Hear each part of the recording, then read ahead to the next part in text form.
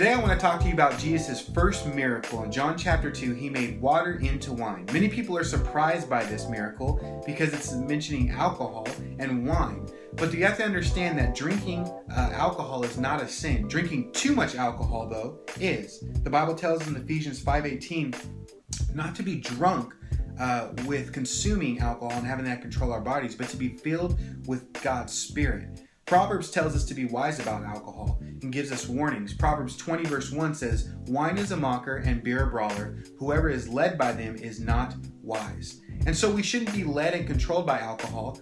But many times with alcohol, it's a time of celebration, of feasting. And we see Jesus at a wedding, and he was feasting and celebrating and partying, really, with the people in his town. There was a big feast, and they were having a wedding. And usually weddings would go for not only an hour, but many days. And the bride and groom was responsible for getting them food, drink, and really celebrating this joyous occasion.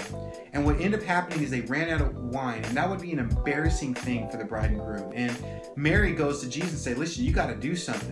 Now, Mary knew that Jesus had compassion, and praise God that Jesus is a God of compassion, and he meets our needs. He knows when we actually need help, and so he helps the bride and groom. He makes water into wine.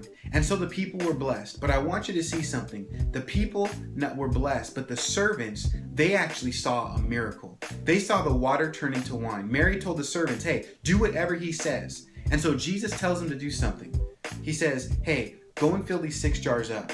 Now fill 6 jars up with water. That would be about 120 to 180 gallons of water. And this would actually be hard. Filling it up with cups, with bending it down, picking it up. However they did it, it would be a hard and confusing thing. And then Jesus tells them, "Hey, go give a cup to the master in charge of the feast." Now that would be a hard and confusing thing too. Not physically, but mentally. Like, oh no, he's going to drink this water. It's sort of dirty. It's nasty. I don't know.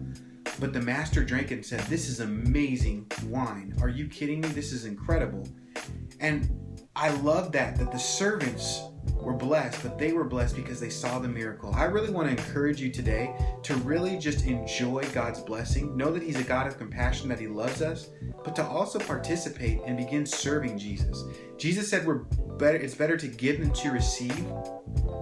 And although serving Jesus can be confusing and can be hard, I want to let you know there's a blessing in that you'll see many miracles, because we will be blessed just like the servants when we listen to God and we obey his voice. We may even see miracles like water turning into wine.